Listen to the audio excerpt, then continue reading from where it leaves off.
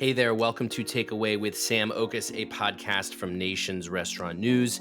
I am Sam Oches, editor-in-chief here at NRN, and this is the show where I give you an all-access pass to the restaurant industry's most influential decision makers. This week, I'm talking with Brad Wise. He is the chef and owner at Trust Restaurant Group. This San Diego-based group has 5 concepts in its portfolio, including the multi-unit steakhouse brand Rare Society, as well as the counter-service butcher shop, the Wise Ox. And much of the success of this group can be attributed to Brad and his investments in his people and getting the most out of his team. Brad joined the podcast to talk about the culture of yes that he's developing throughout Trust Restaurant Group and the efficiencies that he is creating in his systems and in his menu. In this conversation, you will learn more about why it's critical to listen to your people, how a culture of yes can help with retention but also innovation, and how you can create a great guest experience whether they are with you for 2 minutes or 2 hours. Jumping now into my interview with Brad Wise, the chef and owner of Trust Restaurant Group. Also, don't forget to stick around after the interview as I will share my 5 takeaways from this discussion, actionable insights that you can take with you on the go. For generations, Butterball has delivered only quality American-grown turkey.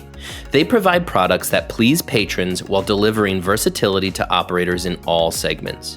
But Butterball doesn't stop there. As an organization, they're always looking for ways to empower operators to be at their best.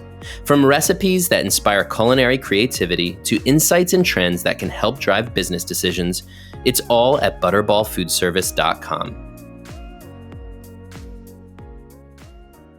Okay, Chef Brad Wise of Trust Restaurant Group. Brad, thanks so much for joining today. Looking forward to talking about this restaurant group that you have built in Southern California.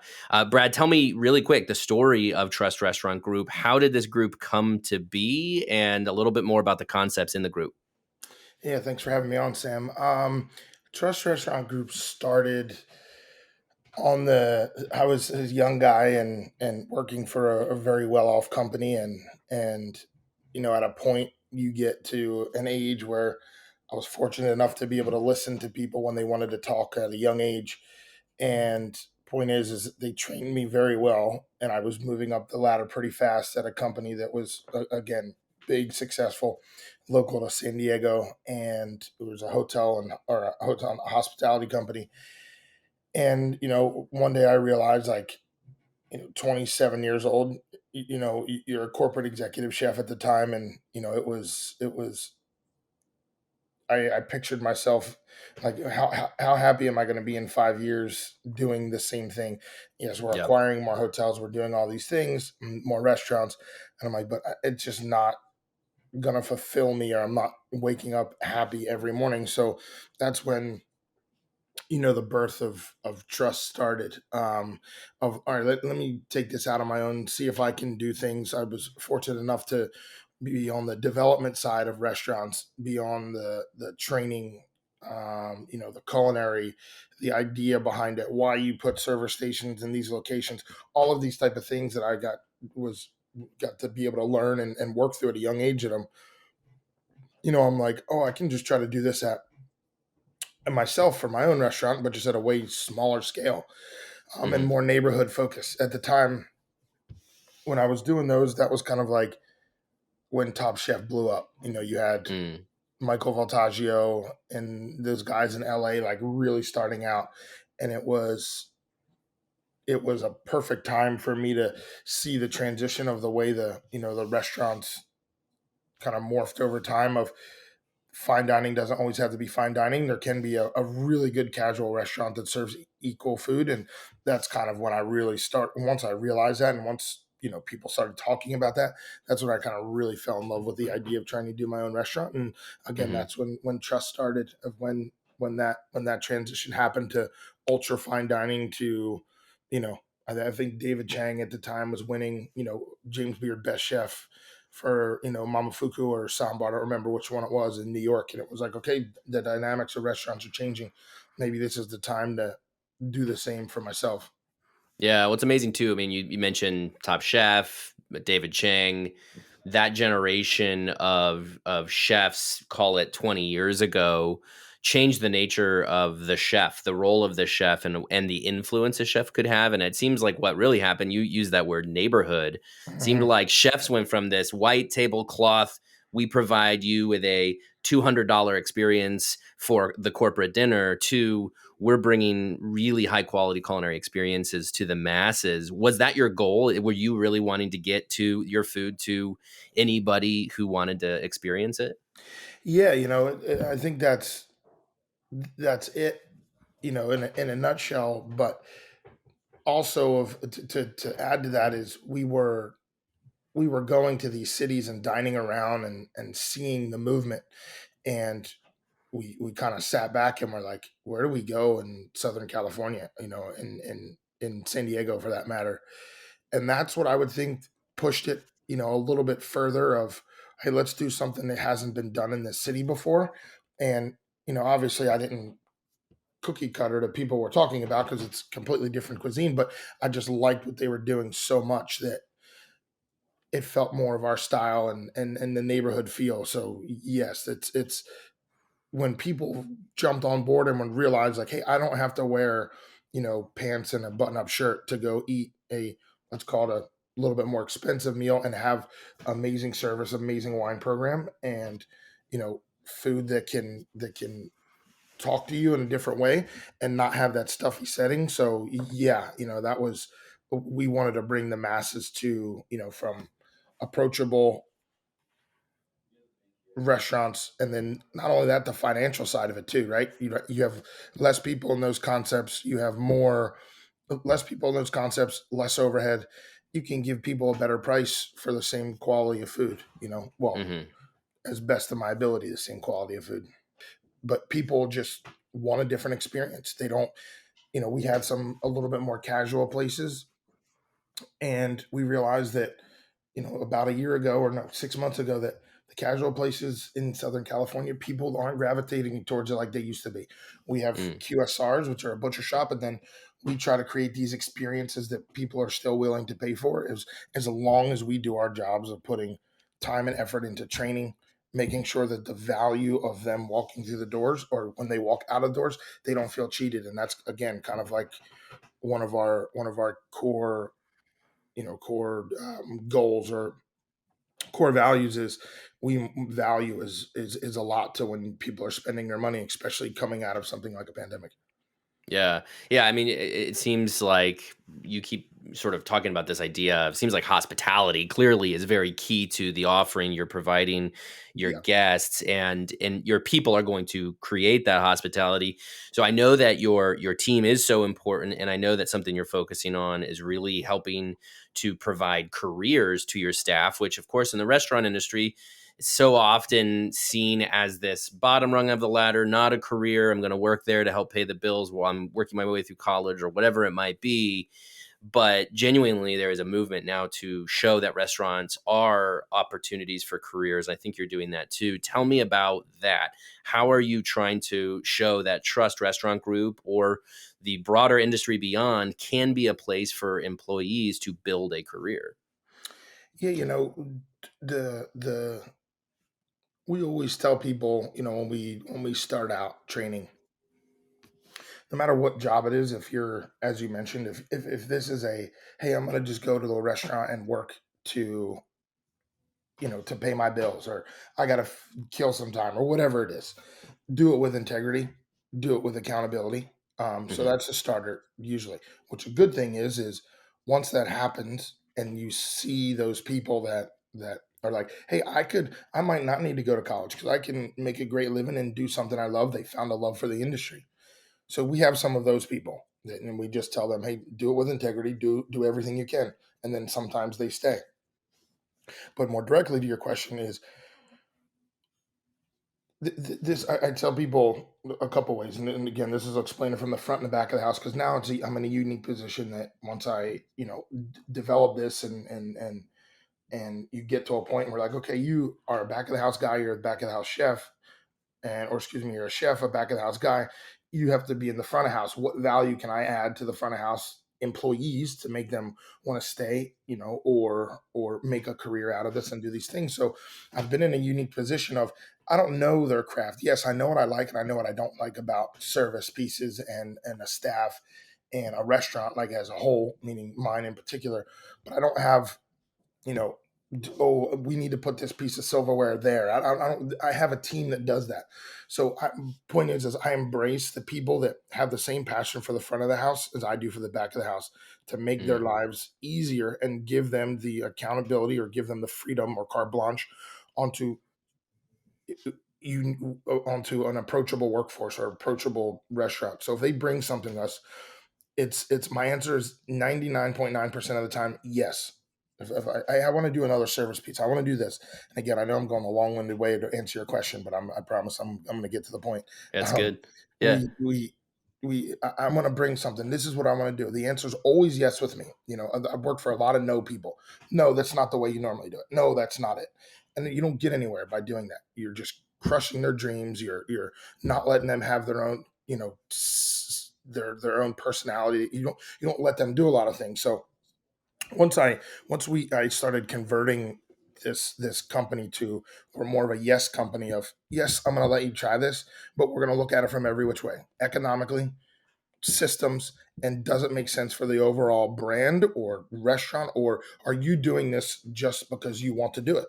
So you have to do your due diligence and get to the point of where you feel confident enough to bring it to the table. And again, there's no intimidation here. We don't intimidate people to bring things to the table, but I encourage people to have an idea, think it through, and then let's say it doesn't work. Then we just learn from it. Like, say, hey, we checked out the box, but it started something new. When I started that, or when we started that, it just, the culture just started to change of I want to be invested in this place so much more, because the change that I make affects the people's lives, or excuse me, affects the guest experience, and that's what's changing. So once we Hmm. started that, the words kind of got out about, what culture at an executive level that we're bringing to the table, and the employee retention became much more easy at that point. On the higher level, there's still that kind of middle ground where everyone struggles, of people that are, oh, I don't know if I want to be in the industry, I just need to make money. I can Hmm. make money, I could drive Uber, I could do all these things. So that's still a struggle for us. But the top levels of our company, we've been able to retain a decent amount of them, just by giving them the freedom to be themselves, and give them the freedom to bring something to the table and not be intimidated by it, and walking in and being nice every day. That's what I'm going to end Sure. with. Of our core values are respect, accountability, and be nice. Which be nice and accountability, be nice and respect are very close, but there's a difference with me. I show you respect, but I can also walk in the door and be nice, right? So Hmm. that's another core value that I think that gets lost sometimes. Of, it's much easier to make somebody happier if you can just walk in and say good morning. Versus walking in and being grumpy regardless of what happened at home. So that's a couple Sure. different ways that we like to approach employee retention. All right, so at the risk of making a extremely corny comment here, but it does seem like trust is kind of at the core here, right? I mean, you're building trust with your employees, they have trust with you, and if they don't have that, they're not going to feel like they can bring those ideas that ultimately can make your restaurant group stronger. Yeah, I mean, if you know me, my the company's built on that word, because of who I am, my loyalty to a default sometimes. And I'm not really a person, if I let you into my circle, that means I trust you. It's that's just the way I am. I have a gift of people love to tell me things for some reason, sometimes too much, because they trust that I'm going to keep my mouth shut, and I do. But Hmm. my also the name came from, when I was 24. I was executive chef for the first time, and the vice president of operations for the company I worked to, I'm still friends with today, was like explaining how I had to open this restaurant and or reconcept this big new hotel. And he was like, we gotta make sure that they understand your food. You can't come in, swinging out of the gates. This is a different dynamic than San Diego. We started talking about it. And at the top of that menu, I wrote, trust and then dash menu, because we needed to build the trust in these people.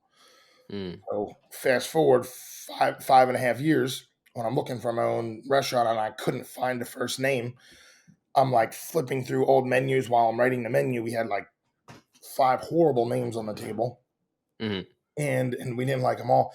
And I saw the trust menu at the top of the page. I Google it. There's no restaurant called Trust, and then I send a list of 8 names to my business partner at the time and said, which one of these? I've stumbled on some new names. And within 2 seconds, he responded. He's like, trust is it. And that's kind of what Mm. we value and kind of the core of what this group is. And no, it's not corny, because I believe I believe what you said. Yeah, that's great.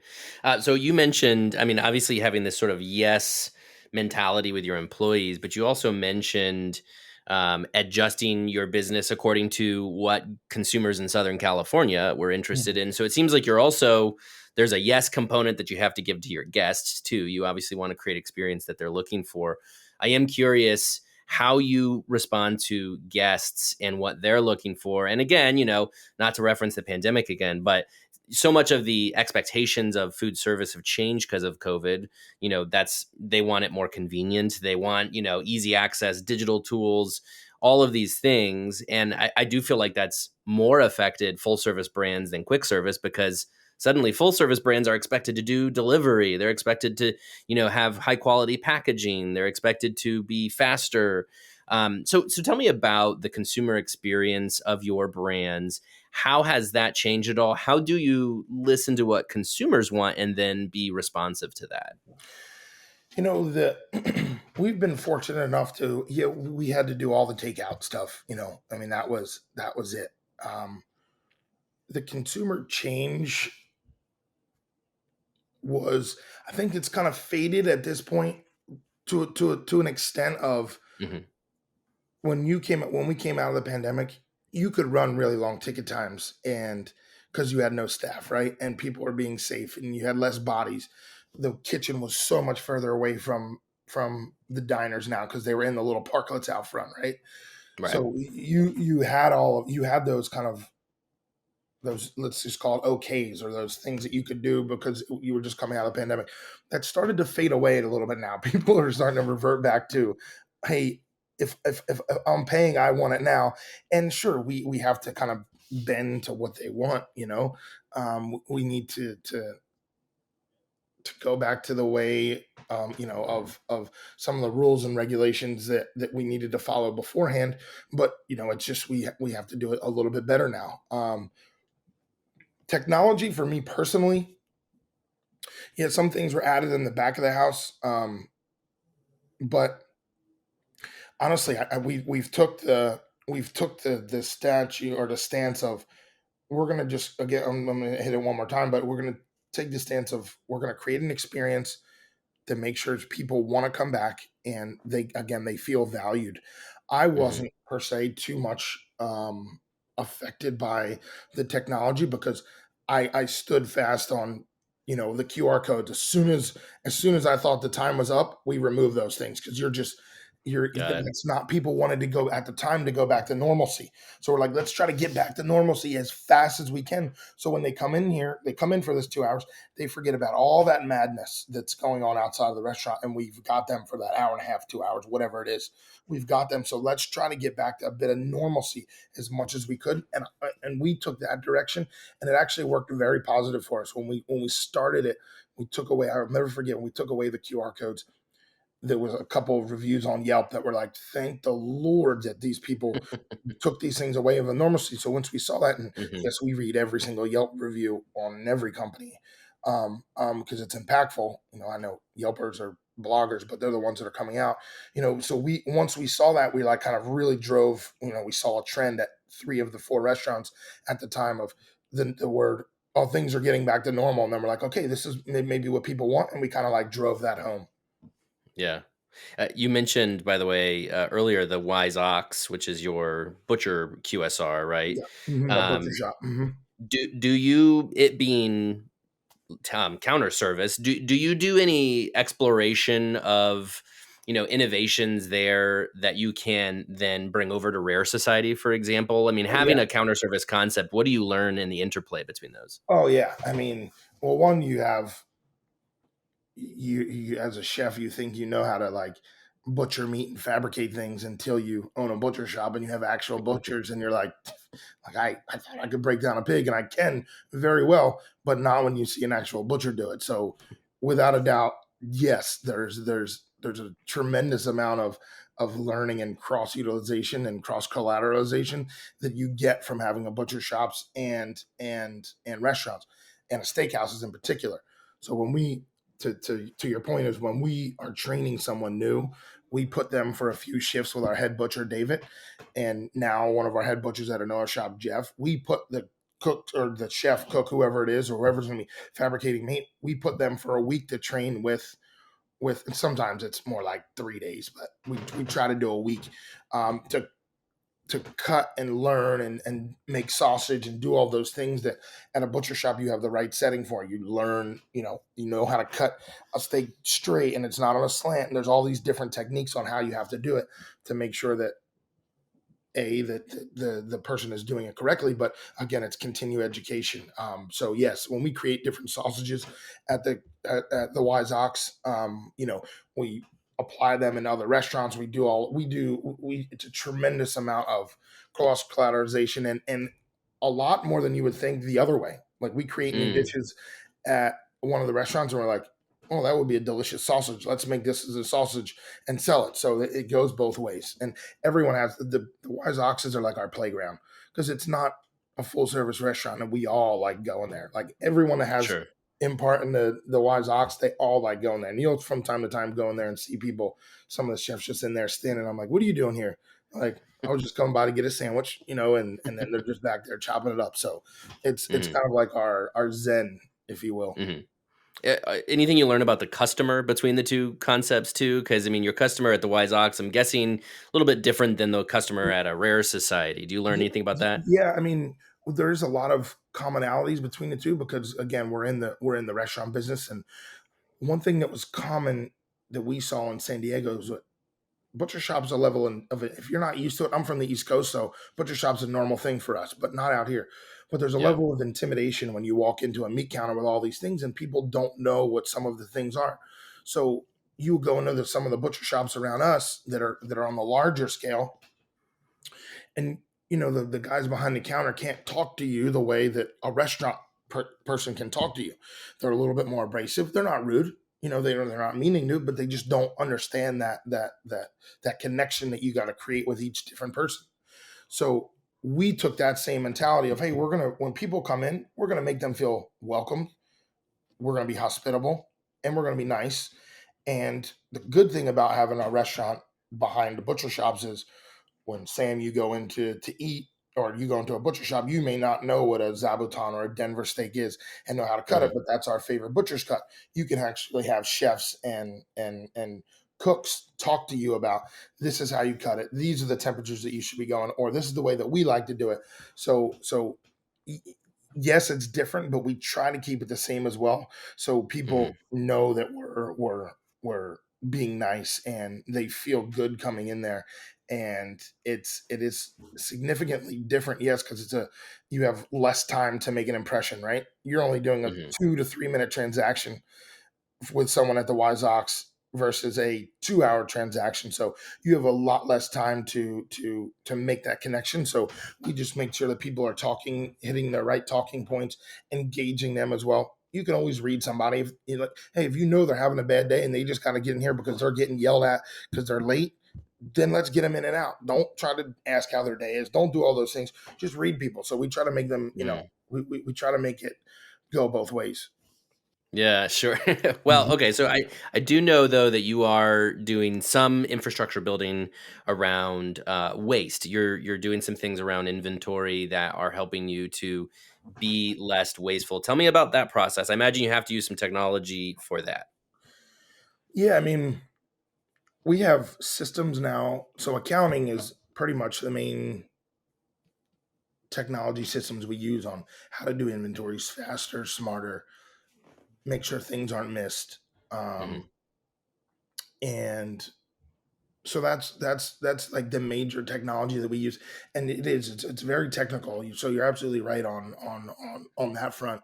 But on the waste side of things, on creativity, it's everything costs money, right? So if you have a piece of if you have a piece of dry aged ribeye that costs you $20 a pound, when you trim the fat off of that, regardless of what your menu price is on that particular item that you account for waste, you still have this product that was $20 a pound. It might be fat, it might be bark ends, it might be all of these things. So we just try to figure out creative ways to use those items. If it's a dry aged beef fat wash bourbon that we use for our old fashioned. Hmm.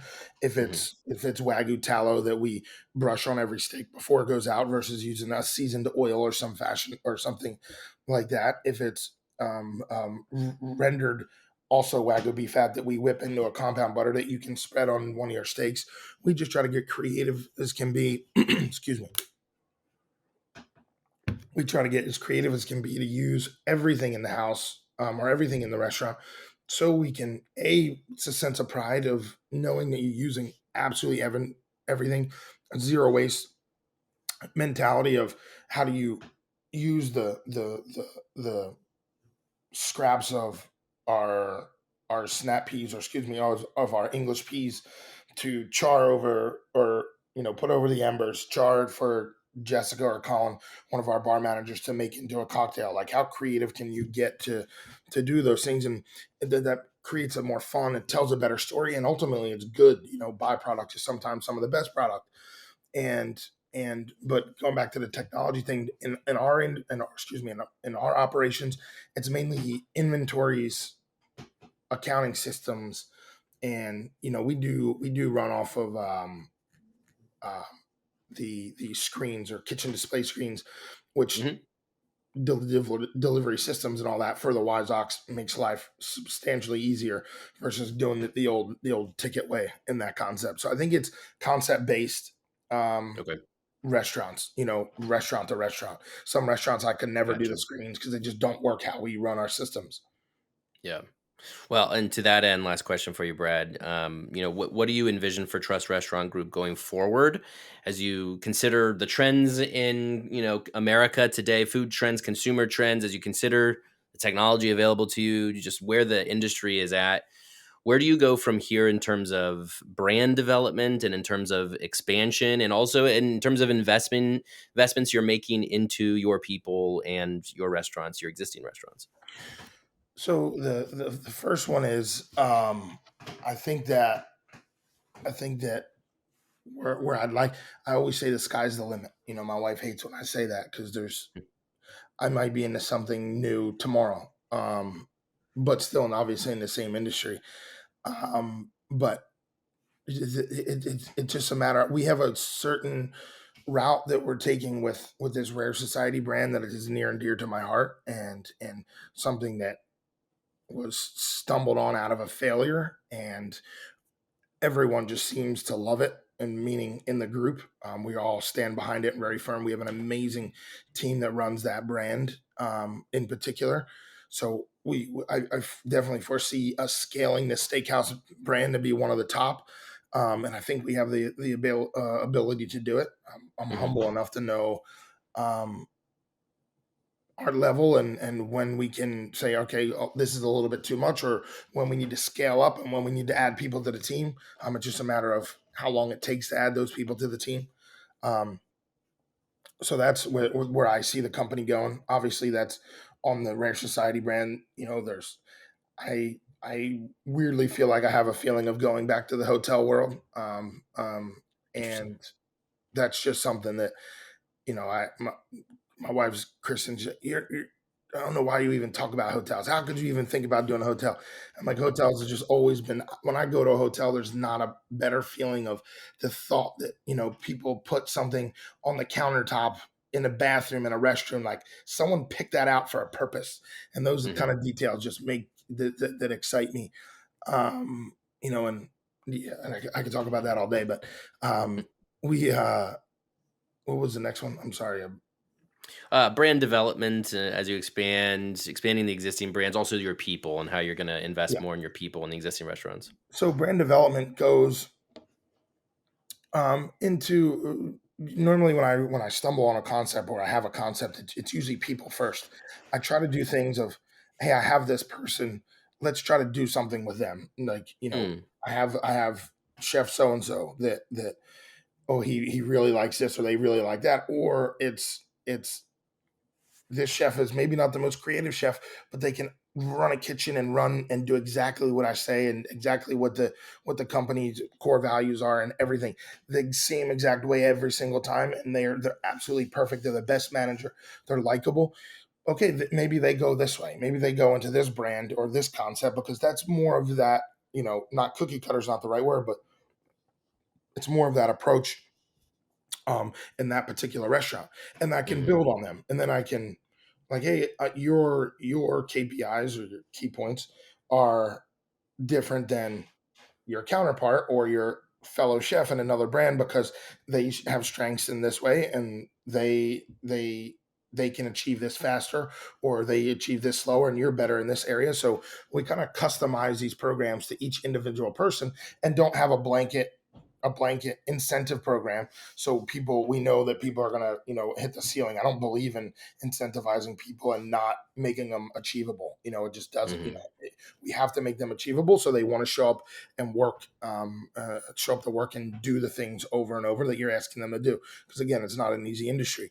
Um, hmm and so that goes hand in hand with brand development and what we're doing with each individual people and how we build the people below us, and again give them that voice and that accountability that they deserve and can really do. Because once I try to pull things out of people that I know they have of, I know you're really good at this, like let me just try to pull this, let me in to be able to pull these things out of you and build you up and push them. And I tell people, I'm like, hey, you're going to finally get something. Like you're going to be on the line cooking and then you're going to get it. And then that's when the training is done and I start pushing.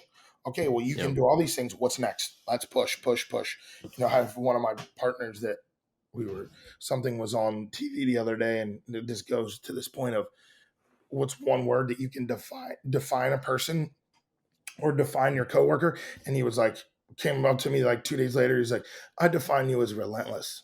And I'm like, Mm. look back at him and I'm like, well, I took it not personal, but I'm like, I Thank jerk, you you. don't need to say that. And then it was like, no, dude. He's like, every time that I think that we're done and we achieve something, you have a whole list of something else that you're like where you want to be, and the progression doesn't stop. And it was very nice of him to say. And after he Mm, explained it, because he like said it like jerking and walked away, and then it was obviously positive, but it was that again that relentless soft nudge to driving people to be a better them is my goal. All I want to do is see mm, people make money, succeed, and be happy and show up to work.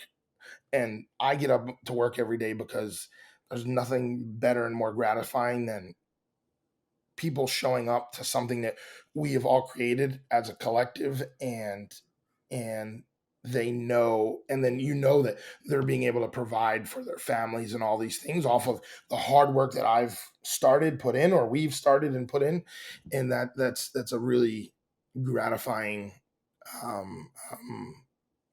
kind of mentality, that or something gratifying for me that gets me up every morning and why I yeah. obsess over work. That's great. Well, Chef Brad Wise of Trust Restaurant Group. Brad, I probably shouldn't have done this at lunch because I'm starving now, but it was still awesome to talk to you. Thanks so much for joining me today. Hey, thank you. Thanks, Sam. Appreciate it. For generations, Butterball has delivered only quality American grown turkey.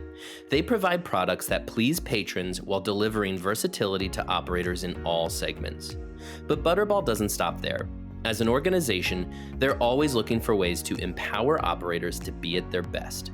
From recipes that inspire culinary creativity to insights and trends that can help drive business decisions, it's all at butterballfoodservice.com.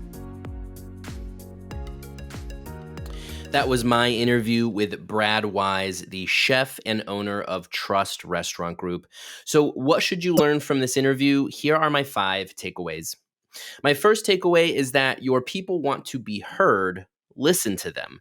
It sounds pretty simple, but in restaurant industry especially, it's probably pretty common, I'm guessing, that you just look past a lot of employees, that you tell them what to do. You don't expect them to bring anything to the table other than what you have told them to do. But Brad is flipping that on its head at Trust Restaurant Group. And it's a great piece of advice that your team throughout the system, from the dishwasher on up, people have ideas. They want to try new things, but especially they want to be heard. Leaders who listen to their team and help them to feel like they're contributing, that leads to retention, that leads to loyalty, that leads to the development of people. And it's a really smart idea and really not that hard to do. Just start by listening to your people. Related to that, my second takeaway is that by creating a culture of yes, you can simultaneously innovate and develop your people. So this goes back to listening to your team, but this is also taking action on listening to your team. What Brad has done at Trust Restaurant Group is implemented this yes mentality, where if somebody brings an idea to the table, Brad is going to say yes, but he's not just going to let them do whatever they want. He wants to help them figure out how to bring their ideas to life. And he says, the worst case scenario, this is a learning opportunity for everyone involved. But the best case scenario is not only that your team feels included and involved and like they're contributing, but you can also develop new ideas, new menu items. In the front of the house, there might be new ways of service that you're not thinking about that a team member can bring to the table. So start by listening to your team, but have this culture of yes, where you are willing to try new ideas that your team is bringing to the table. My third takeaway is that you can create a guest experience for your guests, whether they're engaging with you for 2 minutes or for 2 hours. This is really interesting how Brad has a counter service butcher shop called the Wise Ox that, he's trying to bring a great experience to that counter, educating guests on the cuts of meat, how to butcher an animal, what things taste like. He's bringing that culture of hospitality that he has at a steakhouse like Rare Society. He's bringing that into a counter service concept. And it's meaningful to the guest that no matter if they're only there for 2 minutes, they feel like this is a special experience for them. They are more likely to come back than if they had a terrible experience. So consider that a 2-hour experience at a steakhouse, there's a lot of opportunity, obviously, in there that you're not going to get in a counter service concept, but it doesn't mean that you can't create a great experience. My fourth takeaway is that you should take advantage of the changing dynamics of restaurants. Probably a no-brainer, but it's important to emphasize. Brad, as a chef, he recognized when he got in the game several years ago that the attitude toward chefs was changing, that you didn't have to do a white tablecloth restaurant, fine dining to be a chef anymore. You could have a chef casual concept and still bring high quality food to the masses in that way. But similarly, coming out of the pandemic, Brad recognized that the nature of casual dining was changing. That's what led him to launch the Wise Ox, the butcher shop, and to think more about counter service. How can you react to the changing dynamics of restaurants and how consumers want to engage with restaurants? By doing that, you can build your system and innovate with new concepts or with your existing concepts. My fifth takeaway is that by getting creative with your R&D, you can cut back on waste and be more efficient. This is really putting on my chef hat here, listening to Brad, but you think about when you purchase a whole animal for your restaurants, as many in the fine dining world might do, you get certain cuts out of it that you serve on the menu, but you don't want to let any of it go to waste because you're paying for the whole animal regardless. So Brad mentioned, one way they use other parts of the animal is they whip fat into a compound butter. Just as one example, there are many other ways that they're putting ingredients to use, parts of animals to use that otherwise would have just been waste. I think this is really smart to learn from this, regardless of if you're in full service, fine dining, casual, QSR, whatever, that for efficiencies, to create efficiencies, look through your ingredients, look across your menu items and find ways to put ingredients to use that you might otherwise be wasting. You can get creative with it. You can have fun with it. Your guests are engaged. You can create new menu items. All around could be a huge win for your concept because ultimately you could also save some money. Those are all my takeaways for today. I hope you enjoyed this episode. Please remember to subscribe to Takeaway wherever you listen to podcasts and to leave your feedback. You can also email me at sam.oches@informa.com. Thanks again, and talk to you next week.